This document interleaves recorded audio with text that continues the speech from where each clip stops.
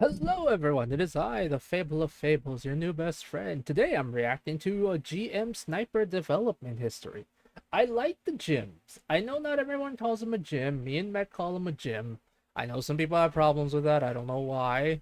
It's not even that wrong, and I don't know, it's stupid. Anyway, besides the thing is, I actually do like the GM units. I don't know. I get that they're very simple in the fact that they're mass produced. They're literally just mass produced Gundam units to try to help out for the everyman. But I love the fact that they're simplistic because you can do a lot with them, and because they're mass produced, they have different varieties of units in there, like the ground gym, the sniper gym, all that stuff. I think that's really cool. But that's kind of just me. I like when things can be versatile. Like that's just I like that. I like when things can be very versatile as opposed to just being set in one way. Then again, I consider myself I consider myself essentially a jack of all trades, master of none. So yeah, I kind of like jack of all trades type stuff. Anyway, let's go.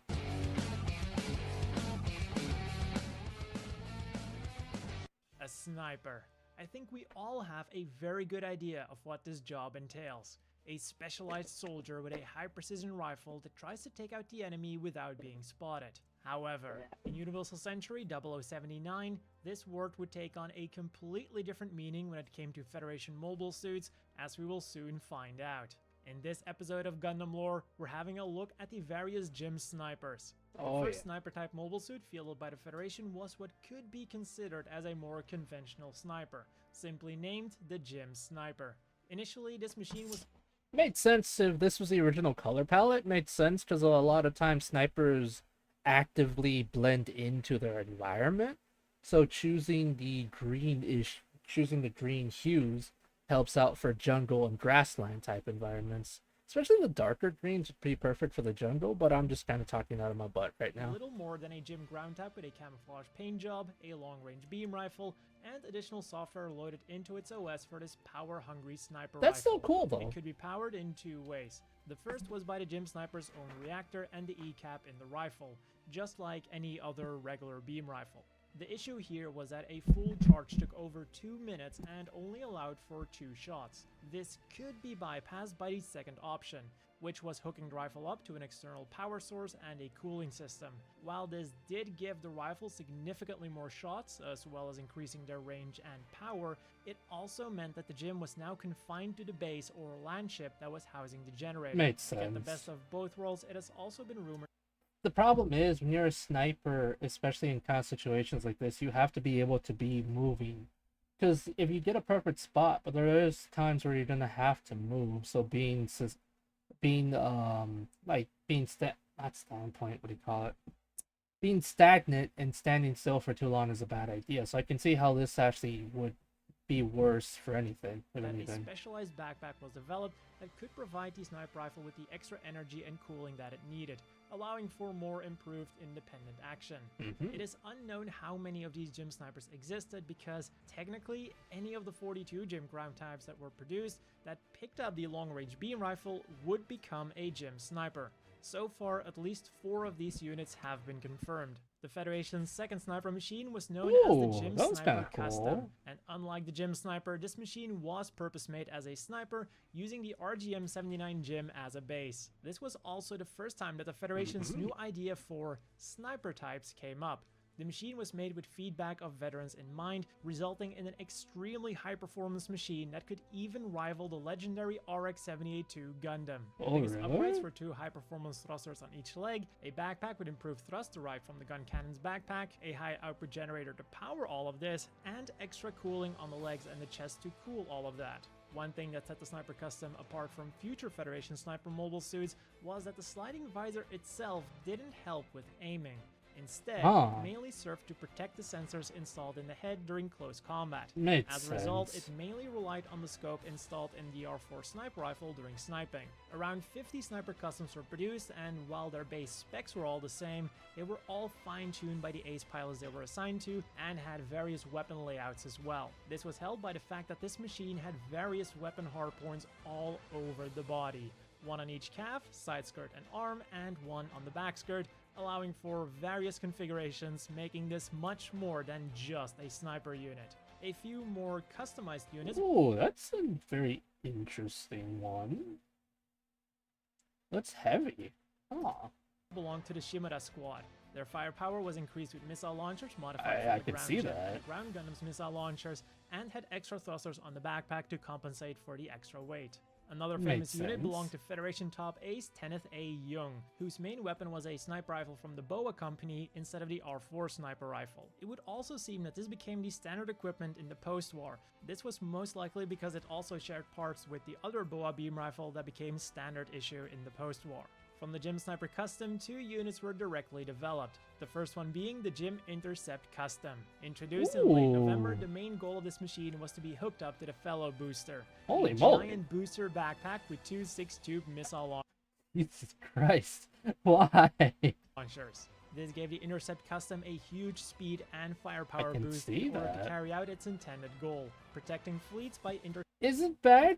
Okay, I'm gonna be honest. Is it bad that this kind of color scheme reminds me of Krang from the 1980s version of the TMNT of the Turtles? It kind of gives me Krang vibes. Is that bad? It's in order kind to of carry bad. out its intended goal, Yeah, it's definitely protecting fleets by intercepting enemy attacks. Like the Despite colors. the Intercept Custom itself being a cheaper version of the Gym Custom, it supposedly still had the same performance. But since it used a regular Gym backpack and the Gym Cannon Space Assault's legs, this claim seems rather dubious. Huh. However, there were cases of Gym Sniper Customs using the Fellow Booster, which might have led to some confusion and led some to believe that the snipers were actually interceptors instead. Another cost-saving method was used for the Fellow Booster. Rather than a whole new design, its chassis was the same one as used for the in-atmosphere lightliner and Corvette Booster. Other than all of these cost-saving measures, the visor had also been redesigned to offer better protection for the sensors underneath. Throughout the war, 10 units were produced, and thanks to its performance, 45 more were constructed after the war. The second machine was the Gym Guard Custom, and unlike the That was kind of cool looking, and it's very simplified, but I kind of think Intercept it's neat. Custom, I like this the was colors. a complete overhaul, with the most important changes being a new backpack, replacing the big leg thrusters with smaller ones, a redesigned visor with an extra sensor, and completely new weaponry. Rather than a sniper rifle, its standard equipment now consisted of 2 E2 beam spray guns, 2 beam daggers, and the giant Guardian shield that gave the Guard Custom its Ooh. name. This thing had 5 layers made out of 4 different metal alloys. Jesus. It also came with 2 extra Vulcans, just That's in case the intense. 2 Vulcans on the shoulders and in the head weren't enough. As its name would indicate, the main role of this unit was to defend Allied units and the Federation fleet in particular. Because of the giant yeah, shield, Jesus. handling this thing was also extremely difficult, again leading to it being mostly assigned to ace pilots, which is also why many of these units survived the war. Seeing the success of the Gym Sniper Custom and its derivatives, the Federation again commissioned a sniper-type machine. Again, it was to be a high-performance machine, but it had to be cheaper than the extremely expensive Gym Sniper Custom. The result was the Gym Sniper 2 in late November. Ooh, I love this one. This unit's kind of cool looking. So, okay, I know it's gonna sound stupid, but do you guys happen to remember that one Gundam Evolution, I think it was called, game that was on Steam for a while, but due to the heavy predatory marketing, like the heavy predatory marketing of Bandai, I think it was, it got canceled. I like playing the Gym Sniper too. I thought it was kind of cool. It's kind of, that game is literally what made me fall in love with the gyms. I'm not even kidding. The machine lacked the hard I parts really of the want a custom, Gym making it less Gunpla. flexible and customizable, but I'm everything else scared. was top-notch, and again geared towards ace pilots. This time the chassis was that of the Gym Command, but the upgrades were very similar. 2 thrusters on each leg, a high-performance backpack, although this time the focus was on precision and mobility rather than raw power, joints with tuned-up servos and actuators, and a more powerful reactor to fuel everything. But despite the higher output reactor, the overhauled body of the Gym Sniper 2 seemed to have less cooling rather than more. And while this could hint at a better overall cooling efficiency, it could also explain why the standard equipment of the Gym Sniper 2 was the conventional Kar 98K sniper rifle instead of a beam sniper rifle like the R4 or the Boa sniper rifle. even outside of colonies.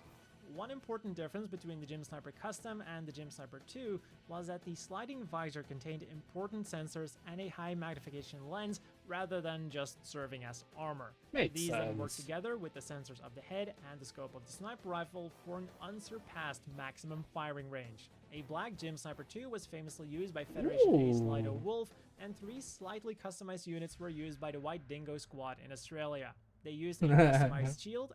White dingoes. But if I remember right, Mech told me, I don't know what timeline it was, but apparently at one point Australia literally got bombarded or they dropped a colony on it, and it's just like, yeah, why does everyone hate Australia? And also had their units equipped with a Vulcan pod, a feature not seen on the Gym Sniper Custom or most Gym Sniper 2s. This was because the vibration could cause issues with the very sensitive sniper optics. One more modified version was used by the 2nd Special Platoon of the 17th Armored Marine Division. Dubbed the Gym Spartan, it was a gym command outfitted with various Gym Sniper 2 parts. Very nice. I like the sound of that. A customized Gym Striker backpack, and various other equipment such as a pulse dagger, 2 shoulder-mounted anti-mobile suit missiles, 3 hip-mounted grenades, a 2-tube smoke discharger, and a Minovsky particle scattering pod. Other than the 3 units belonging to the 17th Armored Marine Division, it is unknown how many Gym Spartans existed. The Gym Sniper 2's excellent performance that on paper even surpassed the legendary RX-78-2 Gundam ensured that it would have a lasting legacy. Other than serving as the basis for the Pale Rider, it also influenced the design of the Nemo. The design of the sliding visor was also implemented by future sniping machines such as the Gym Sniper 3 and Spec Ops machines such as the Jag and Echo-Oz type. Sadly enough, the Gym Sniper 3 was to be the last Gym Sniper. Only one unit is known to have existed, but it served an extremely important role with the Titans test team. It was modified from the Gym Type C High Mobility type, which was essentially a Gym Kai modified to match the specs of the Gym 2. This machine was then further modified with more upgraded sensors, a sliding visor, improved thrusters, and an extra exhaust on the body, which might also suggest that the generator was upgraded as well. So again, despite being called a sniper unit, it was a very capable all-around machine. In addition to fighting against Xeon remnants, the machine was also modified throughout its lifespan to test out various pieces of equipment. One such item was a cannon backpack designed to mimic the Gym cannon. This configuration was then called the Gym Sniper 3 Medium Range Support type. Unfortunately, this wasn't a success for the Gym Sniper 3. In order to lessen the strain on the generator, the cannon was a conventional shell-firing cannon. And while it definitely increased the firepower of the Gym 3, the added weight also came at a significant loss of maneuverability. Another variation provided much more satisfactory results. This time the Gym Sniper Holy moly, what is that design? Those colors, it's screaming Halloween to me. 3 was outfitted with an improved version of the Hyzak pre-production type's backpack. Dubbed the High Mobility Backpack, this then resulted in the Gym Sniper 3 High Mobility type. Other improvements included new leg thrusters and a beam launcher. Originally, the test was meant to see how this backpack could be used with the Gym series, but instead it was later on used for the Hyzak Custom along with the new beam launcher. The new leg thrusters would later also return, but for the Gym 3. And this is unfortunately where the Gym Sniper's lineage came to an end. Relatively speaking, there were never that many Gym Snipers around, but those that were made a big impact on both the battlefield and mobile suit development, in part thanks to their high performance and in part thanks to their excellent pilots. And that is all for this episode of Gundam Development History. If you enjoyed it, be sure to leave a like and subscribe for more similar content. As always, a big thank you to the Patreon supporters. I hope all of you watching have a great day, and I'll see you all next time. Alright guys, thank you for coming. I hope you all enjoyed. I really like the gyms. The gyms are cool. I would love to maybe one day get one. I'm gonna be honest, I would love to one day actually stream me building gunpla, but I'm actually also incredibly scared because you gotta be really careful and sometimes they'll break, and I was trying to build some SD Gundams and one literally broke and I cried. I legitimately cried. I hated it. Anyway, like this kind of content, please do like, comment, subscribe. If you guys want to support me, I have a Ko-fi. I'm thinking of starting a Patreon to react to certain content I won't be able to YouTube because YouTube's stupid. Please, guys, help me out if you can. I need as much help as I can get. I'm dying. I'm starving. I'm starving. I'm not starving. I'm still starving. Goodbye. Cries. Cries.